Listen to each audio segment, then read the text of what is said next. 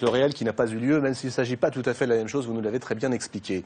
Tiens, on va rester du côté de Nice, puisque Oui. Johannes Farr est né à Nice. Ce sont des passages importants, les passages niçois dans La promesse de l'aube. C'est très très beau, la description du marché de la Buffa. Ouais. L'hôtel également de sa mère, l'immeuble qu'elle achète, qu'elle vend. L'hôtel Mermont, la rue, tout le quartier, François Grosso et tout ça est très présent. Et ce retour justement où on pense qu'il va retrouver sa mère, là c'est bouleversant, c'est complètement bouleversant. Qu'avez-vous collé à Nice? Comment? Qu'est-ce que vous avez collé, vous, à Nice, vous qui collez vos œuvres partout dans le monde? À Nice, j'ai fait uniquement une seule intervention. C'est pas sans rapport avec Romain Gary. Parce que quand je pense à Romain Gary, vous savez, il a été au lycée de Nice en même temps que René Cassin Apollinaire. Je veux dire que le lycée de Nice avait ce caractère très cosmopolite. Nice est une ville internationale. Et puisque vous me posez la question de mon collage, j'ai collé une seule fois à Nice, c'était pour dénoncer le jumelage que le maire de Nice avait osé faire. Je veux dire que les Nations Unies avaient déclaré l'apartheid crime contre l'humanité. Et le maire de Nice, en 1974, avait osé jumeler la ville de Nice avec Cape Town, quoi. Je veux dire, c'était déshonorant pour notre ville, qui est aussi la ville de Garibaldi et de Blanqui, quoi, vous voyez, je veux dire. Et donc, de personnages comme Apollinaire, voilà. Oui. Les livres servent parfois à mieux comprendre les choses et les gens. On vous voit, on connaît de vue tout le monde les œuvres d'Ernest Pignon-Ernest parce qu'elles ont été beaucoup copiées, parce qu'il y a eu ce qu'on appelle aujourd'hui le street art, je ne sais pas trop ce que ça veut dire, mais celui qui a inventé tout cela s'appelle Ernest Pignon-Ernest, 1966, vos premiers collages, et on trouve dans ce livre qui est magnifique le récit d'un parcours. Alors oui, merci Velter, mais on va lui dire merci dans un instant à André Velter. C'est vous, André Velter, qui avez, dans une très longue, très belle préface, raconté, éclairé le parcours. Enfin, merci Ernest, parce que c'est quand même vous qui les avez faites, ces œuvres, qui les avez créées. Dans un monde où le marché se réduit de plus en plus à l'art, où tout est une cote ou une décote, vous proposez quelque chose qui est très réjouissant. Principe libertaire de Gary et d'Onfray d'ailleurs. Hein. Non, on va faire ça autrement. On ne va pas jouer avec les codes de la société. Nous allons sortir des musées, nous allons sortir des ateliers pour aller coller dans les rues, dans les lieux. Mais je dois vous dire qu'à l'origine, c'est pas ça qui me motive. Hein. Qu'est-ce que c'est? C'est pas... Je n'ai rien contre les musées ou les galeries. Je veux dire que d'abord, à ce moment-là, je n'avais pas de lien avec tout ça. Non, c'est que j'essaie d'appréhender des thèmes que j'avais envisagé de les traiter avec de la peinture. Ouais. Et puis je me suis rendu compte que la peinture ne pouvait pas répondre à l'ampleur de ces thèmes, vous voyez. Comment vous en êtes-vous rendu compte que la peinture ne suffisait pas? La toute première fois, je quittais Nice parce que pour me consacrer à la peinture dans le Vaucluse, je croyais me mettre à faire de la peinture. Et puis, je m'installe par hasard dans un village à 20-30 km du plateau d'Albion où s'installe la force de frappe atomique, vous voyez. Ah oui. Voilà. Je me dis, comment je vais essayer de traiter de ça avec la peinture? Et puis, très vite, je me rends compte que ce que ça représente, cette réalité-là, c'est-à-dire dans les champs d'amandiers en fleurs, sous la lavande, des centaines, des milliers de fois Hiroshima, une puissance de mort terrible, vous voyez, je veux dire. Et c'est la force, le potentiel dramatique des lieux eux-mêmes qui s'imposait. Et faire un tableau, même de 3 mètres sur 3 mètres, était comme en contradiction avec ça. Et il m'est apparu que c'était les lieux eux-mêmes qu'il fallait stigmatiser, si vous voulez. Vous voyez, c'était cette réalité-là qu'il fallait proposer parce qu'elle porte une force suggestive, vous voyez, du même ordre qu'une œuvre d'art. Cette force de mort sous les amandiers. Et donc, peu à peu, s'est imposée cette idée que c'était les lieux eux-mêmes qui étaient l'œuvre, en quelque sorte, si vous voulez. Donc, j'avais pour traiter ce thème, j'avais réuni des tas de documents. Je vais aller un peu vite comme ça. Et j'avais découvert cette photo extraordinaire que vous trouverez dans le livre, qui a été provoquée par l'éclair nucléaire. Vous savez, il reste la silhouette d'un homme qui a été complètement annihilé, décomposé. Il ne reste plus que son ombre sur un mur, comme ça, avec une échelle. C'est une photo très, très célèbre, provoquée par l'éclair d'Hiroshima. Donc, j'ai fait des pochoirs à partir de cette image. Et je les ai mis sur toutes les routes qui allaient vers ce plateau, si vous voulez. Je veux dire que l'œuvre, évidemment, c'est pas mon pochoir. L'œuvre, au fond, c'est en quelque sorte, c'est ce lieu, tout ce potentiel dramatique, cette force de mort, stigmatisé par mon intervention. Moi, je fais un travail qui est un art contextuel. Ce sont les lieux eux-mêmes réactivés par la présence de mes images, qui sont les œuvres, si vous voulez. Hein.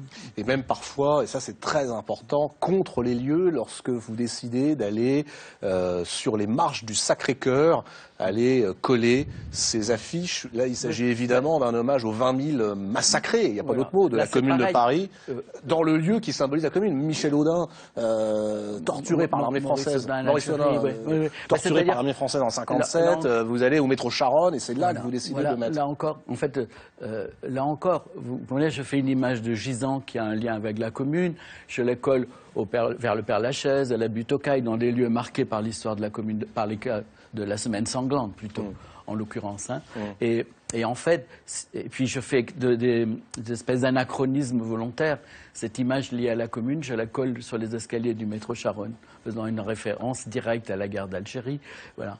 Mais si vous voulez, l'œuvre là en l'occurrence, c'est bien évident que c'est pas mon dessin. C'est le lieu lui-même, c'est le lieu lui-même exacerbé, si vous voulez. C'est la présence de mon image qui vient réactiver ce potentiel dramatique du lieu.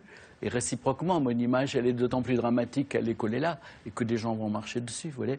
Mais la proposition artistique, c'est pas le dessin lui-même, c'est ce qu'il provoque dans le lieu, en quelque sorte, vous voyez. C'est le lieu, c'est l'histoire, c'est le lieu et son temps, quoi. Voilà, d'autant que j'interviens comme ça pendant l'anniversaire de la semaine sanglante, vous voyez. Donc je prends en compte tout ce potentiel, j'allais dire poétique ou dramatique du moment et des lieux. Et mon image, elle est là que pour le stigmatiser, inscrire de l'humain là-dedans. Ouais, vous nous dites ça avec beaucoup de modestie, beaucoup d'humilité. Enfin, puisque vous parlez des lieux et de votre image, moi j'aimerais quand même aller faire un tour du côté de l'endroit où vous dessinez, où vous travaillez. Et ça, c'est un des privilèges de cette émission. C'est que, juste avant de faire venir, d'inviter Ernest Pignon-Ernest à nous rejoindre sur ce plateau, on a envoyé une caméra. Eh oui, celle de Camille Bourleau, qui a pu pénétrer le Saint des Saints. Regardez, voici une petite visite privée de l'atelier d'Ernest Pignon-Ernest. Depuis plus de 40 ans, ses œuvres s'affichent sur les murs et dans les rues du monde entier. De Soweto à Ramallah, de Charleville aux arcades de la rue de Rivoli. Des dessins qu'Ernest Pignon-Ernest conçoit ici, dans son atelier parisien. Je vous attends. Des images grandeur nature en noir et blanc, bien souvent des représentations humaines, comme celle du poète Jean Genet, qu'il colla il y a 8 ans sur les murs de Brest. Je commence par le fusain, parce que ça peut s'effacer. Après, quand je veux aller vers un truc plus précis, je prends l'autre, je prends la pierre noire. Je travaille beaucoup avec la gomme, je fais des dents dans ma gomme. Quand je dessine, c'est un peu comme si je sculptais, vous voyez. Une fois le dessin terminé, Ernest Pignon-Ernest colle ses œuvres dans les rues, la nuit. Il s'agit parfois d'originaux, parfois de reproductions, des sérigraphies réalisées sur du papier journal. Le papier journal, quand je le colle, je le fais fondre dans le mur, je le fais rentrer. Il devient comme une pâte un peu quand il est détrempé de colle. Voilà. J'ai toujours la perspective du lieu, de relation très forte au lieu dans lequel il va s'inscrire, tout le temps. Je dessine cette main et je sais que cette main, comme ça, fragile, en papier, elle sera collée sur ces grandes dalles noires, vous voyez. Plastiquement, elles font partie de mon dessin. L'objet de mon travail, c'est plus le lieu lui-même que mon dessin.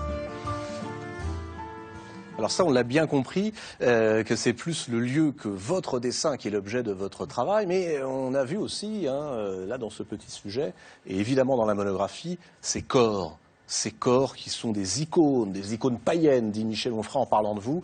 Pourquoi les corps sont-ils omniprésents dans votre travail? Il y a eu la peste, il y a eu le sida, il y a des corps décapités, il y a des têtes tranchées, il y a des corps en souffrance, des corps magnifiés. Pourquoi le corps?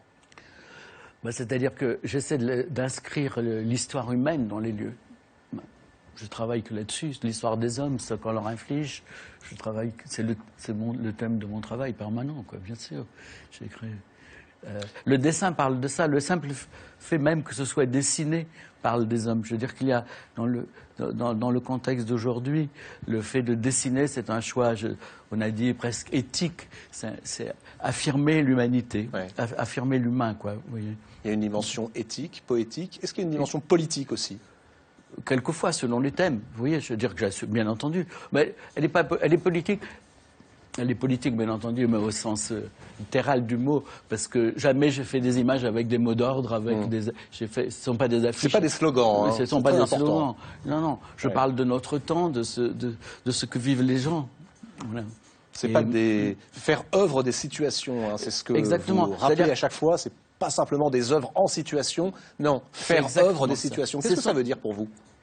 Ça veut dire que je prends en compte tout. Je veux dire que l'image qu'on a vue de l'homme qui portait l'autre sur son dos, à la fois je l'inscris dans le lieu, comme je l'explique là dans le petit sujet, mais en même temps, il faut savoir que je les ai collés dans la nuit du jeudi saint à Naples, dans un contexte où il y a une religiosité, où les superstitions sont très très fortes. C'est-à-dire que je prends en compte tout ce qui constitue. Si vous voulez, et c'est clandestin. Comment? Et c'est un travail clandestin, hein, la nuit. C'est-à-dire que je ne demande pas d'autorisation, parce que sinon c'est trop lourd. Oui. Bah, ça s'appelle la clandestinité, non? Si vous voulez, mais quand je fais un dessin, je sais où il sera. C'est-à-dire que j'ai pris en compte le lieu. En plasticien, je sais la nature du mur, les couleurs, comment on va le découvrir, l'espace qu'il y a autour. Vous voyez, je suis allé de jour, de nuit, j'appréhende le mur sensuellement, physiquement. Et simultanément, tout avec cette connaissance physique du lieu, de tout ce qui se voit dans le lieu, j'étudie tout ce qui ne se voit pas. C'est-à-dire l'histoire enfouie, la mémoire, la charge symbolique du lieu. Et c'est à partir de tout ça, ce qui se voit, ce qui ne se voit pas, que j'élabore mon dessin. De telle façon que lorsque je le mets dans les lieux, si vous voulez, c'est un peu comme s'il était né du lieu lui-même. Vous voyez? Et mon dessin a l'air d'être né du lieu, et en quelque sorte, il va travailler le lieu plastiquement, perturber l'appréhension qu'on a du lieu, le rendre différent, faire du lieu un espace plastique, mais en même temps, il va travailler le lieu au niveau de sa signification, de sa symbolique, de son histoire. Il fait remonter à la surface. De façon que le contexte passé soit inséparable de l'émotion que nous avons quand on rencontre l'image. Vous voyez, je l'inscris dans le temps, quoi. Vous voyez ? En vous écoutant, Ernest Pignon-Ernest, en vous regardant cette très belle monographie, et puis en lisant ce qu'André Welter et Michel Onfray écrivent sur vous, on a envie de vous poser une question. Est-ce que vous auriez une réponse, j'allais dire brève et simple? Je sais que vous n'aimez pas les slogans à cette question. À quoi sert l'art? Oui, c'est très dur, ça. À mieux comprendre, à partager, à mieux comprendre la réalité. C'est une des questions que pose Michel par rapport au réel. Mais des fois, je pensais à propos de ce que tu disais de Cervantes. Des fois, une fiction ou un mensonge nous aide à mieux comprendre le réel aussi. C'est une fiction, ce que vous écrivez? Ce sont des mensonges que vous nous donnez à voir? C'est pour ça que je dis, c'est pas la même chose, fiction, mensonge, oui. Non. Les poèmes d'André sont des fictions, pas des mensonges. Les dessins sont des fictions, pas des mensonges, de Johann aussi. Je veux dire, on fait des fictions, un mensonge, c'est quand même délibérément cacher la vérité. C'est pas la même chose. Non, je pense même que, pour ce qui est d'Ernest, il agrandit le réel. C'est-à-dire, quand on parle du réel, il faut savoir à peu près quelle dimension on lui donne. Il y a un réel givaro dans lequel on est souvent inscrit, et il y a des œuvres d'art qui permettent au contraire d'étendre ce réel. Mais on est toujours dans le réel, on n'est pas ni dans le mensonge, ni dans la fiction, on reste dans le réel. Et je pense que ce que fait Ernest, c'est assez génialement, c'est vraiment ça. C'est-à-dire qu'il nous décloisonne, et il décloisonne même les lieux. Après tout, Rimbaud voulait trouver le lieu et la formule. Je trouve que Ernest, dans les lieux qu'il a choisis, il a souvent trouvé la formule. Voilà. Ernest Pignon-Ernest par André Welter. On n'est pas loin, effectivement, de cette poésie. Et le texte d'André Welter, on va en parler dans un instant avec vos autres livres, évidemment, est un texte très poétique qui revient bien sur le rapport entre la mémoire et la création. Mais nous avons une grande complicité. C'est aux éditions Gallimard. Alors, puisque nous sommes, mon